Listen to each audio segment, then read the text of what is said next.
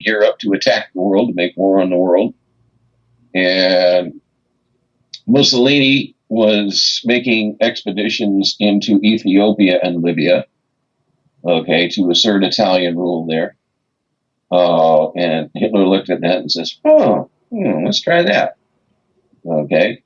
Now, Mussolini didn't have any ambitions on Italy's neighbors except tiny little border disputes with France and Yugoslavia over like Trieste and then the area of the border between France and Italy. Hitler sure had some ambitions. Mm-hmm. Okay. And when he began to pursue them initially, without firing a shot, the Anschluss of Austria for Germany was something that he really had to calm Mussolini's nerves on, because Mussolini was concerned that the Wehrmacht would march right through Austria and into South Tyrol. And he says, no, we're going to do that. So Hitler had to reassure, first and foremost, Mussolini he had no ambitions on South Tyrol. Mm-hmm. Then, once Austria was annexed and part of the Reich, Hitler began to move troops into the Rhineland also, which the French had ended their occupation, but it was not supposed to be occupied by any other foreign force, by any military force. And the Wehrmacht marched in, and the French, they says, well, this is your country. And the same in the Saarland, and they says, well, this is your country too. And then they look across the Rhine, and there's a bunch of German speakers over there. Mm-hmm. They look across the border between the enlarged Reich, which included Austria, which is German speaking, and there's a bunch of German speakers in the Sudeten mountains between there and Czechoslovakia. Oh, okay. And so he started lathering up for that.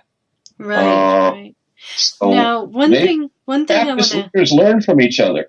So here's a new one, Bolsonaro, and fascism has triumphed in Brazil. It's still in the process of triumphing in the U.S. Okay, it's a longer, more difficult process for fascism to triumph in the U.S. than it is in Brazil.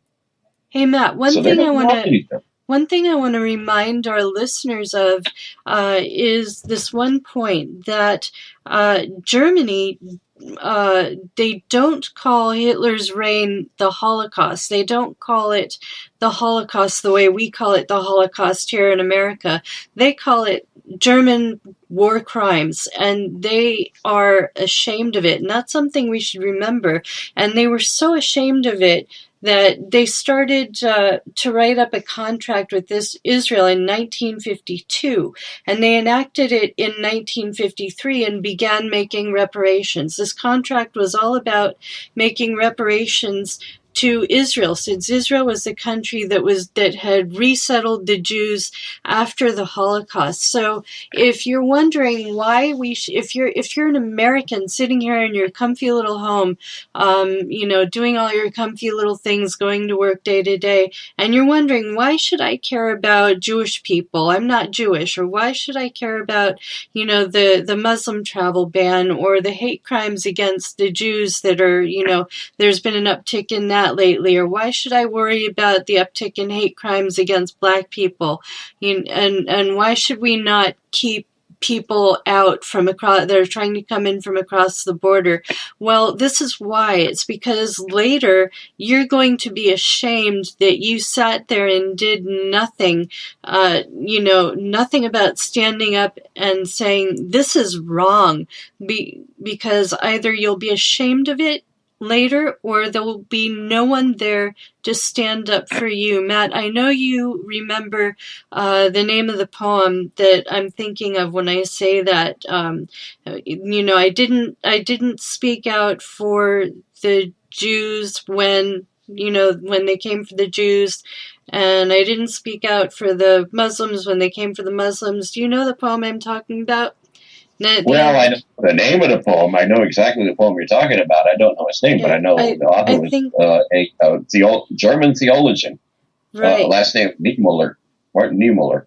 Yeah, right. He wrote it, and he revised it several times, but all the versions are pretty similar. And pretty similar to what you had recited. And, when she's talking about first they came from the communists, and I didn't object, I'm no communist. Then they came from the social democrats, says, I'm not too fond of them either. Mm-hmm. And they came from Jews, I'm not Jewish. And they came from me, and there's nobody left to speak out. Okay, he actually observed how that worked firsthand. He was a German theologian living through the Nazi era, which begs the question, well, to our listeners, what would you do if you were German living through the rise of the Nazis, folks? You're doing it now. You are doing it now. Exactly. Let's see, I found the poem here on Wikipedia, and it's just called First They Came, ... Let's see if it has the whole recitation. Yeah, I think it does. It says, first they came for the socialists, and I did not speak out, because I was not a socialist. Then they came for the trade unionists, and I did not speak out, because I was not a trade unionist. Then they came for the Jews, and I did not speak out, because I was not a Jew. And, excuse me, I am, so this gets to me.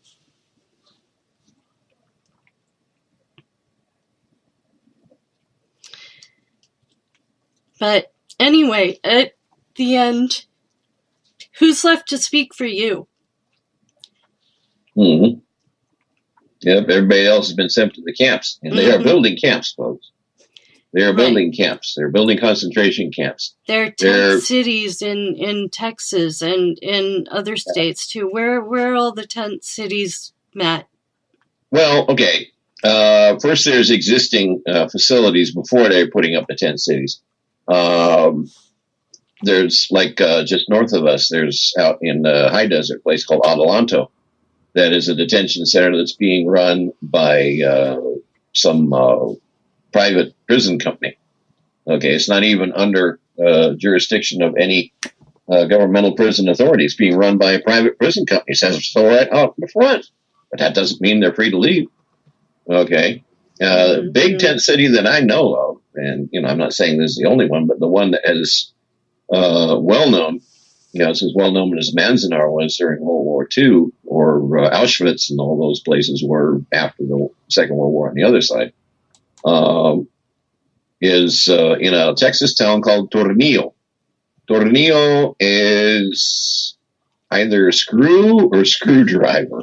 It's kind of ironic name for a town where you've got a concentration camp and a town called Screw. Right. Okay. Tornillo. Tornillo. I think it may mean screwdriver. Here, hand me the tornillo. Okay. Where is that Walmart where I think that was one of the very first concentration camps for people trying to come across the border. Yeah, I'm not sure where that's at, but yeah, they actually were repurposing an abandoned Walmart. We got abandoned Walmarts all over the place. Right. Okay. We have Walmarts that were abandoned because they went to build another one, super duper Walmart. Okay, well, what you can do with the other one? And then our current administration was ordered by a judge to put those children back together with their parents. And instead of doing that, he tried to palm off that responsibility on the ACLU. And I believe the judge said, no, you can't do that. And then we come to find out that a lot of those children have been lost or kidnapped and tortured by I'm just going to call them their jailers, their captors, because this is false arrest. We've been keeping a lot of these people and their children for a very, very long time, longer than is legal here in the United States, between the time you're captured and the time you get a chance to have your day in court. There's a time limit. I'm not saying it very well, but there's a legal time limit. You're supposed to have your day in court within a certain length of time after you've been captured. And thank you for mentioning that. You're talking about the writ of habeas corpus. Yes. If you're arrested the cops can hang on to you for 2 days and only 2 days. Mm-hmm. And then you have to be, there's a habeas corpus hearing across the border. It's called Recurso de Amparo. Mm-hmm. And if you're not guilty, bring you before a judge, and they either charge you with something, or they have to let you go. An arraignment, or they have to let you go. And we're treating these people as if they're totally different. So are they not people? I have to ask this of my fellow citizens, of my fellow American citizens and citizens of the world. If you are people, you don't do this to other people. You don't rip their children out of their arms and make them wait months and months and months, and sometimes a couple of years or more for their writ of habeas corpus, for their day in court. Right. Well, actually, the writ of habeas corpus, like I say, it's been violated before, off and on, like it was during the Japanese-American internment, for example. Right. But it was abrogated on 9/11 or shortly thereafter. Okay. It hasn't been enforced for some time. It's just that more and more abrogations are being applied. But 9/11 was our Reichstag fire. It's just been a slow burn. Right. Okay. 9/11 immediately you began to have shutdowns of major sections of the Constitution. In particular, the writ of habeas corpus was suspended. The president or anybody, the president designate, all they have to do is point at you and say, you're a terrorist. And that's it. You disappeared. You are disappeared. And how long? That's something we associate with fascist regimes. It's been going on since 9/11. Wholesale. And Matt, about these new travel bans, the newest ones, the people in the tent cities, what's the longest time some of them have been in there waiting for their day in court? Do you know? Well, ever since the tent cities were set up, basically, if you're under a immigration detainer, you don't have to be charged with a crime. It's an administrative thing. They are holding you until they can determine your legal right to be in the U.S. So they can hold you like right at the border until they determine your legal right to be in the U.S. Okay. And how long has that taken in some of the longest cases now? Is that you think it's as much as a year? Have some of them been there up to a year or so? Well, at least that. Some of the people that were seized from 9/11 were seized under immigration detainers. Okay. So there have been people in on that basis since 9/11, not because they were accused of being terrorists, but on immigration detainers. Okay. So they can hang on to you for the duration until they determine your legal status. And I've seen some gossip going around on the net that some of these children have been removed by their government handlers, otherwise known as ICE agents, and, sold as slaves and, sex slaves, or, quote, close quote, lost in the system. Right. Oh, yeah, they're lost. Well, they found a couple hundred of them up in Michigan near the Canadian border, eh?